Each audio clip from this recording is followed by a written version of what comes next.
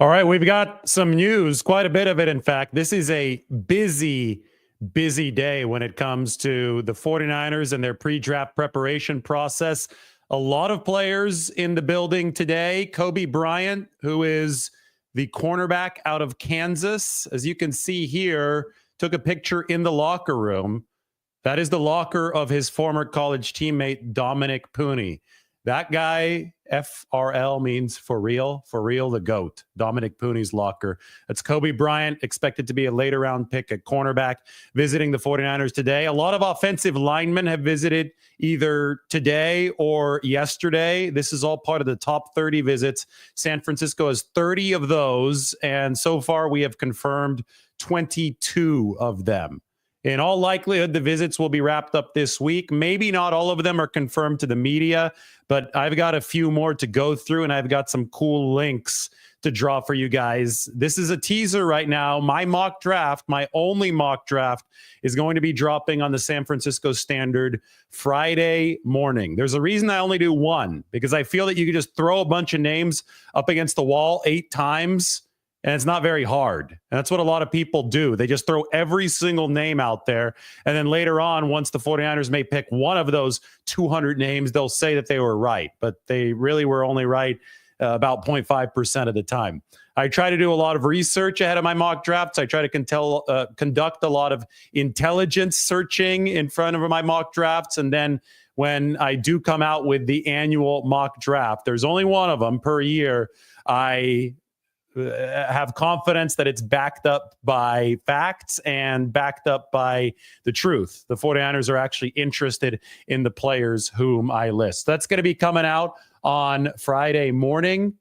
Be sure to be ready for that, because that's going to be up on the San Francisco Standard, and I think it's going to be the one mock draft that you definitely should pay attention to. In a world of 1,000 mock drafts, pay attention to the ones that truly research what's going on. They don't just throw names up against the wall. And today is the last day for 30 visits, by the way. The NFL says that the deadline is Wednesday, April 16th. So anything that happens today falls on the last day. The 49ers, maybe we learn of a top 30 visit tomorrow or Friday, but everything will be in the books after today. So far, we've got 23 of those, or 22 of those, documented and confirmed.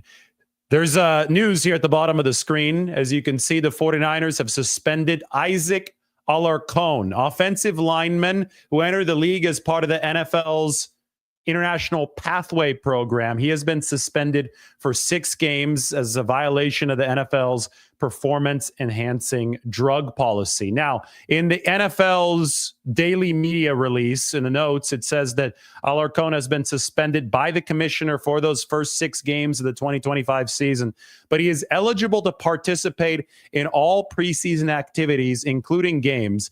His suspension will take effect as of the roster reduction to 53 players. Alarcón has never played in an NFL game. The International Pathway Program affords teams the ability to employ a player from an international country, so not from the United States, and that player does not count against the 53 or the 90-man roster limit. That player is granted a roster exemption. It's a way for the NFL to try to grow the game either overseas or, in the case of Mexico, that's obviously the neighboring country to the south of the United States. Isaac Alarcón is an offensive lineman whose former college teammates in Monterrey, Mexico, with Alfredo Gutierrez, who was the 49ers International Pathway Program player roster exemption for 3 seasons before Alarcón joined in 2024. In fact, they were bookending tackles on that college team in Mexico. Isaac Alarcón was the left tackle. Alfredo Gutierrez was the right tackle. Alarcón is on a reserve futures contract with the 49ers. I think that the most valuable time for him, when he can actually get a little bit of practice time and he can get a little bit more attention, is the off-season program and training camp. This suspension will not affect his ability to practice and continue to develop with the 49ers. He was never expected to make the 53-man roster anyway.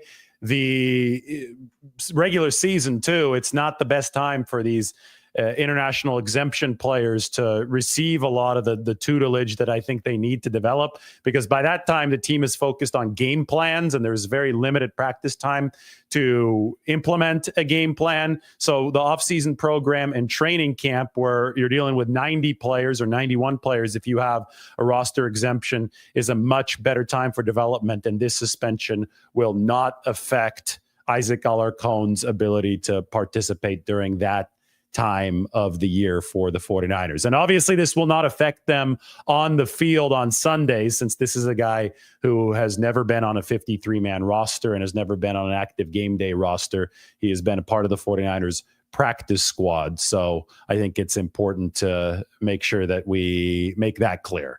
This is not something that's going to... I saw a headline that said the 49ers offensive line depth takes a hit. And I'm like, guys, this is an international exemption player. This is not part of their typical offensive line depth. So let's make sure that we keep everything in the appropriate context. Anyway, big visit day. I showed you the Kobe Bryant graphic. We can go through some of the other players who have come to the facility for the 49ers over the past 2 days. UCLA, they've got a linebacker named Kane Medrano, who's very quick.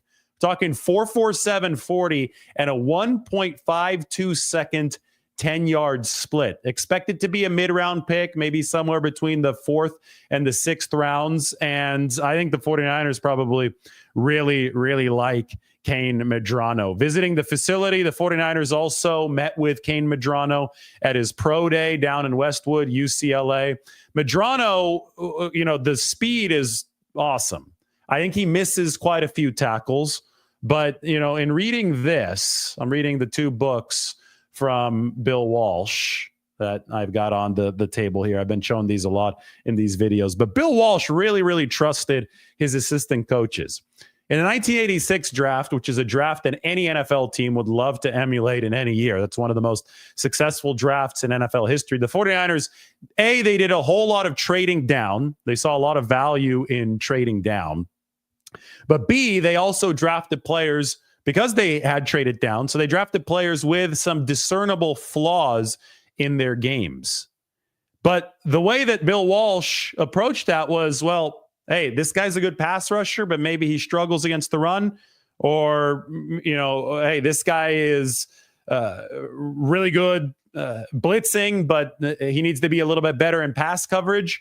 The way that Bill Walsh attacked that was he trusted his coaching staff. He had a DB coach named Ray Rhodes, who would go on to become an NFL head coach. And in that 1986 draft, Bill Walsh wasn't afraid to hand DBs over to Ray Rhodes, DBs with some discernible holes in their game to Ray Rhodes. And he said, Ray Rhodes is going to make sure that this guy learns how to hit. He's going to learn how to tackle. He might be good in coverage, not so good against the run right now. The coaching staff is going to make sure that he turns into a complete player. So you can glean that extra value out of the NFL draft through your coaching staff. And, I look like at somebody like Kane Medrano, who's got the 1.52 10-yard split, the 4.47 40. I mean, he plays with his hair on fire. A really, really quick player, 222 pounds or so. So on the slightly undersized end of the spectrum for linebackers, but we look at linebackers over the past several years. 222 is nothing shocking anymore. The position is downsized so it can move and so it can cover. But you look at some of the struggles in tackling and you see that Kane Medrano is overrunning some plays. Well, that's a coaching thing. That's something that I think can be corrected. Bill Walsh certainly believed that those things could be corrected. All Bill Walsh needed to see was a couple plays of a high ceiling. And even if there was inconsistency, he believed that his structure, his coaching staff could bring out those great plays in a consistent fashion.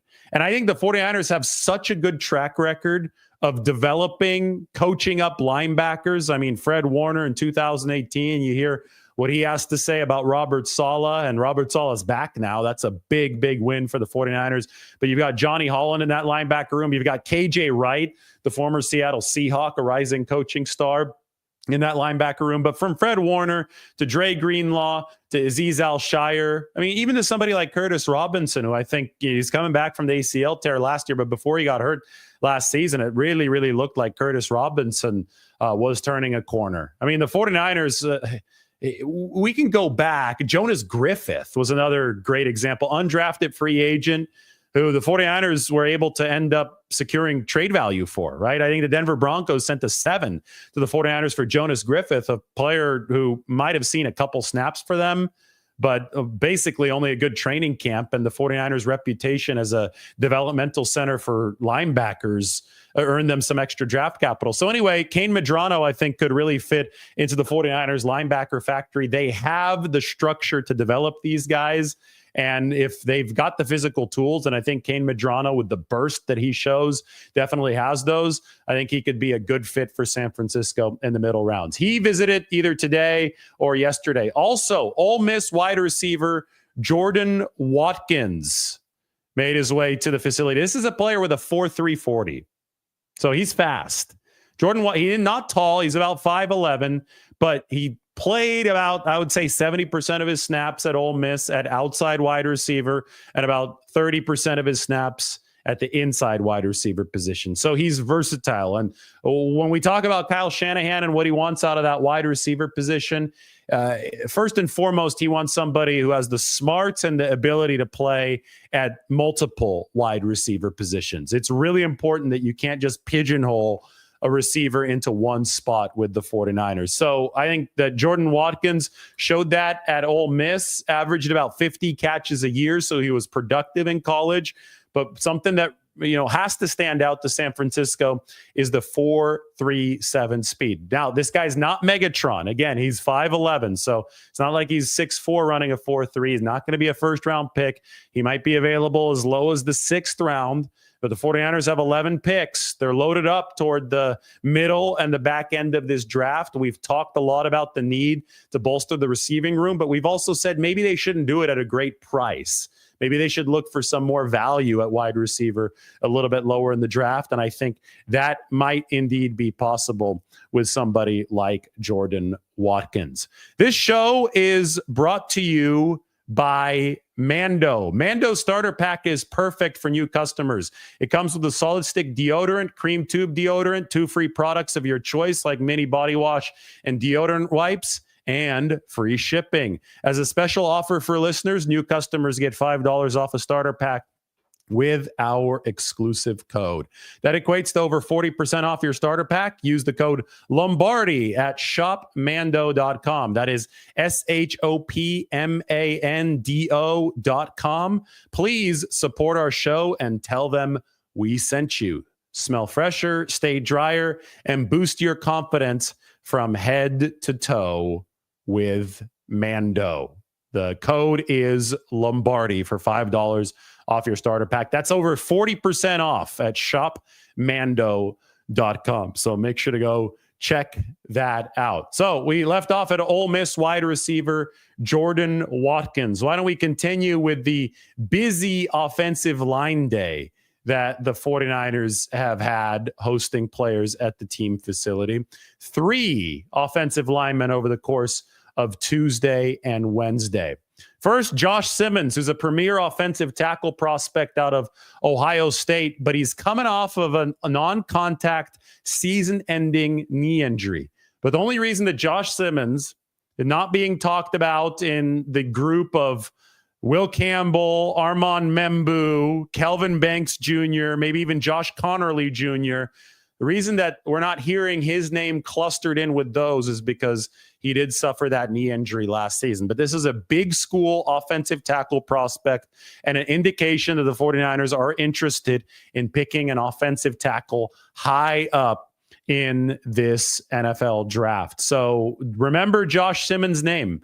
Maybe the 49ers are even able to glean some value out of the fact that he is coming off that knee injury. Because I think if he wasn't coming off that knee injury, then this would be somebody who was a top half of the first round pick. As it stands right now, expected to be a first or a second round pick in this NFL draft. And he has visited the 49ers as one of their top 30 visits. Then there's Marcus Bowe, who has more of a basketball background. He's out of Purdue. And he's played some tackle, but I think that we expect him to be an offensive guard at the NFL level. The 49ers love linemen who they think they can develop, who they think, they're, especially in the middle to later rounds. It's going to be really hard to find a pristine, ready-made prospect in the middle to later rounds. But somebody like Marcus Bowe, expected to go the third, maybe the fourth round, has a lot of athleticism, carries some of his basketball experience into the way that he moves. I think that you constantly now are needing more and more athletic guards than ever before, because, it used to be you would get these big fire hydrant defensive tackles, guys that ate up a lot of space, could command double teams, but didn't really move all that well. Now you're getting downsizing defensive tackles. They're getting more and more athletic by the year. I mean, this is the Aaron Donald effect, right? Aaron Donald, there were rumors that he played at the end of his career at around 260, which is absolutely absurd considering the fact that defensive tackle used to look like Gilbert Brown. Do you remember Gilbert Brown? Probably 350 pounds, 330 if we're going to be generous here, if we're going to bring that weight down a little bit. But the guy was absolutely massive. He was a beer truck, and he was playing for the Packers in the 90s. That type of player doesn't really exist in the NFL anymore. Now, we talked about Aaron Donald, Hall of Famer, one of the greatest to ever do it. He was rushing at this light weight of 260, 265, and, it was zagging while everybody else was zigging. He's bringing this feathery athleticism to the inside, and he's beating all these guards who were once used to blocking the 300-plus pounders. He's beating them with quickness at 265 pounds. So anyway, Marcus Bowe out of Purdue, with his basketball background, can really deft mover. And you talk about the need to be more athletic on the inside to counteract some of these defensive tackles. Well, I think that the 49ers might see that in somebody like Marcus Bowe. They have lost Aaron Banks to free agency at left guard.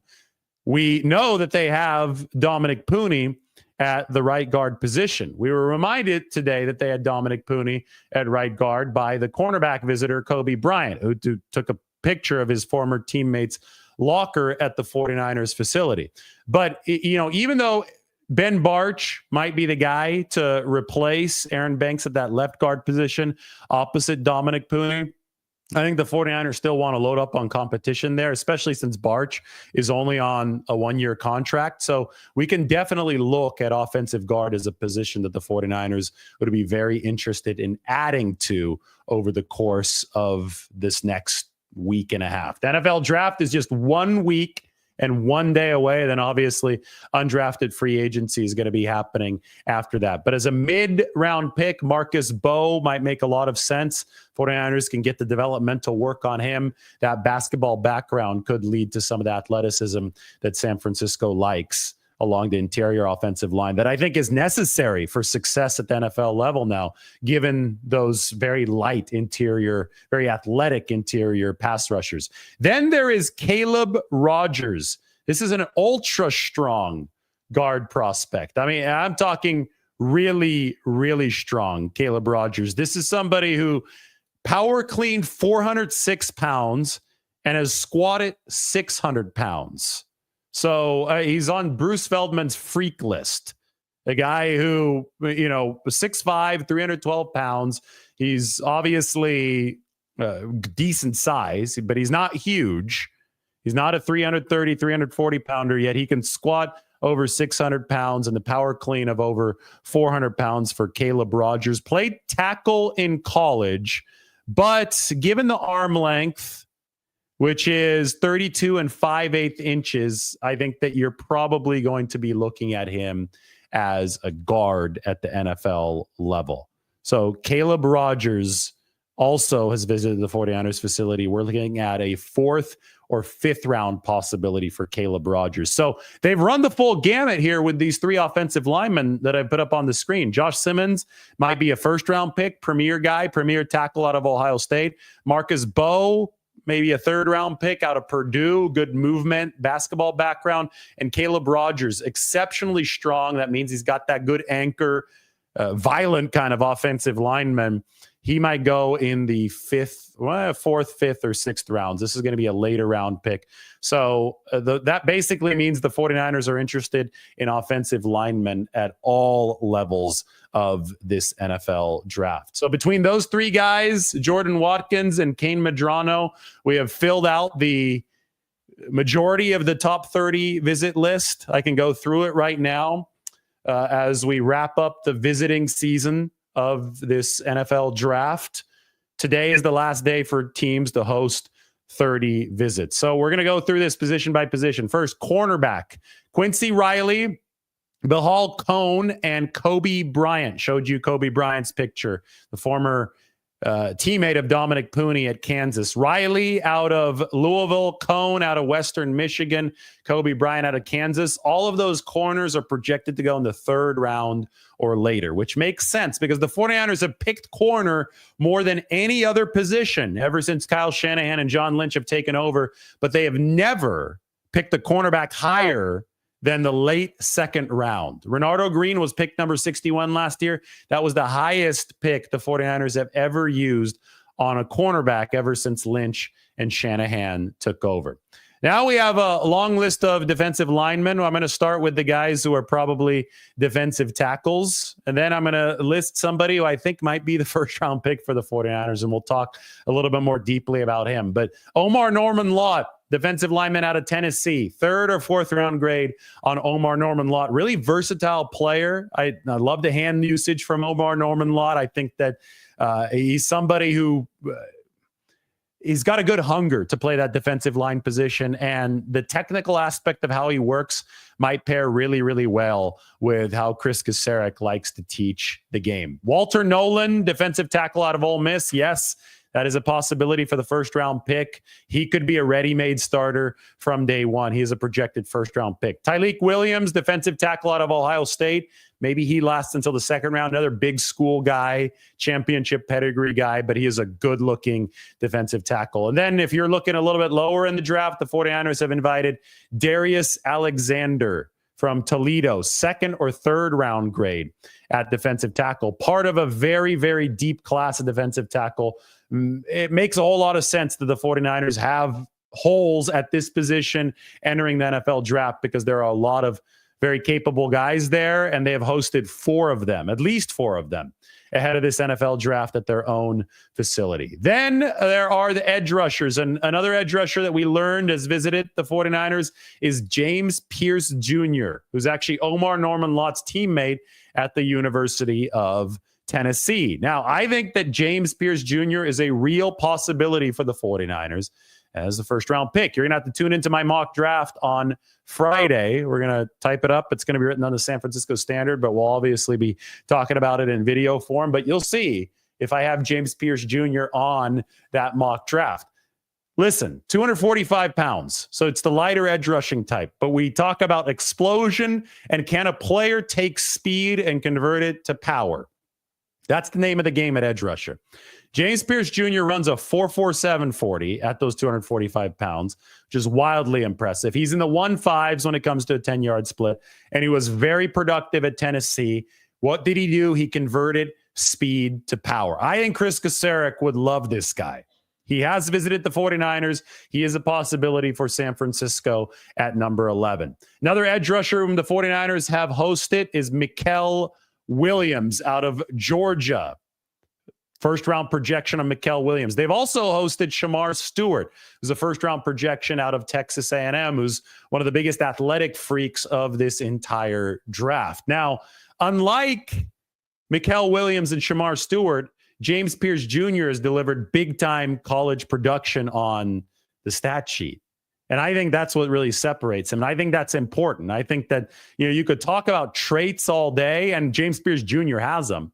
But if you pick a guy solely on traits and the production hasn't been there, well, then you're looking at a developmental project at best. And if you're looking for value on the rookie deal, You got 4 years of that rookie deal, right? Even if you have a 5th-year option with a first-round pick, that 5th year is much more expensive. But if you're looking at true value, you're going to want that player to port productivity over sooner rather than later to the NFL level, which is why I look at James Pierce Jr.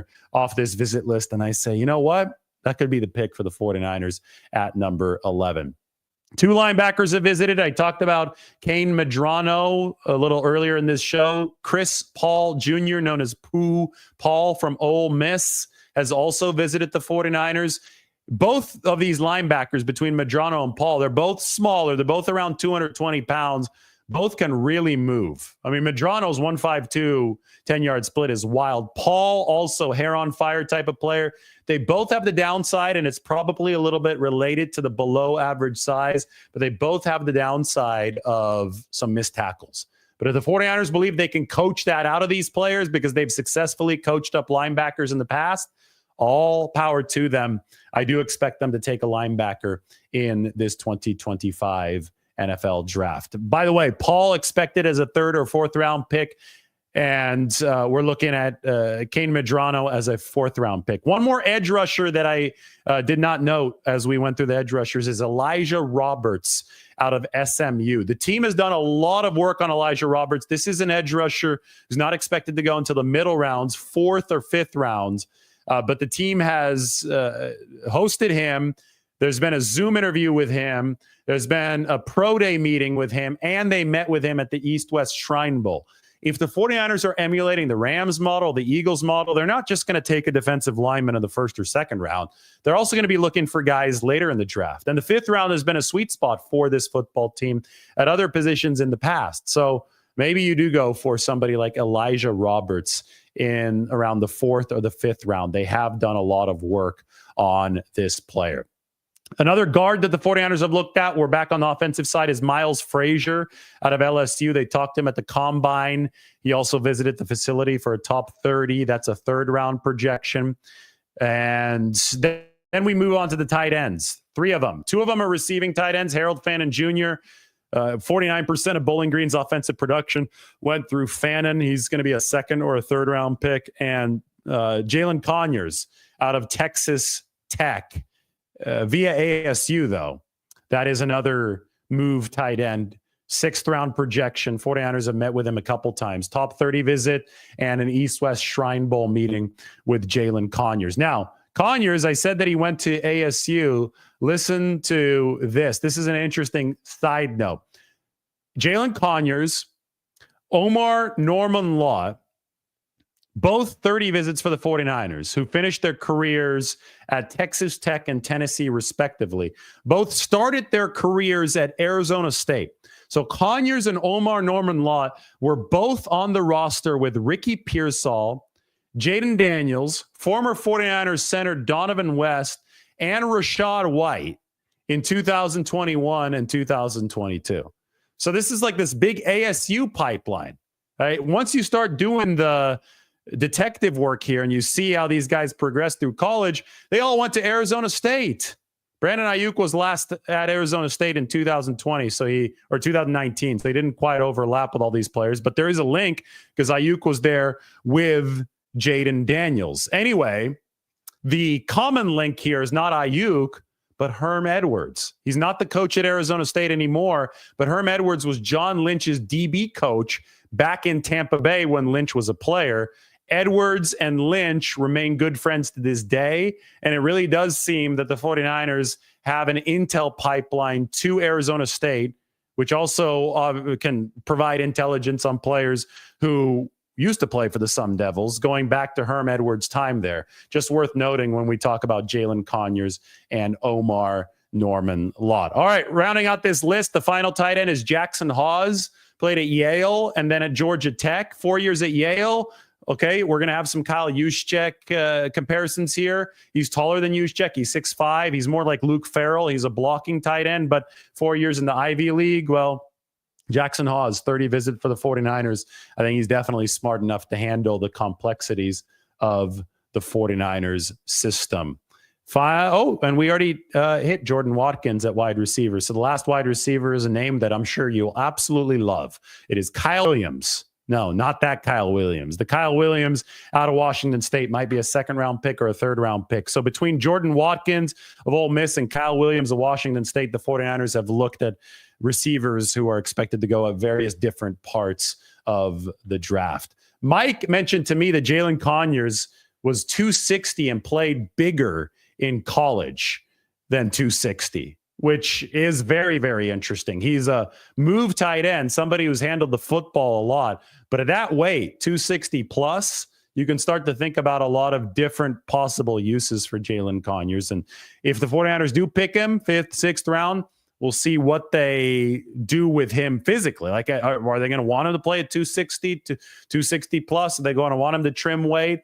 Are they going to be looking for somebody who can deliver some blocking adaptability and a power run game? I mean, the slate is empty right now, and that's why it's so exciting entering this NFL draft. After the 49ers pick, well, then we're going to be able to really start to get into the nitty-gritty of how the 49ers might use these players. So, busy day for the 49ers visit-wise. Visit season is wrapping up. We're going to talk a whole lot more about this, the mock draft. I'm going to drop that on Friday, so stay tuned. Hit that subscribe button, hit the notification bell. Make sure that you are ready. Also, check out the interview. We've got an exclusive one-on-one interview with 49ers president Al Guido.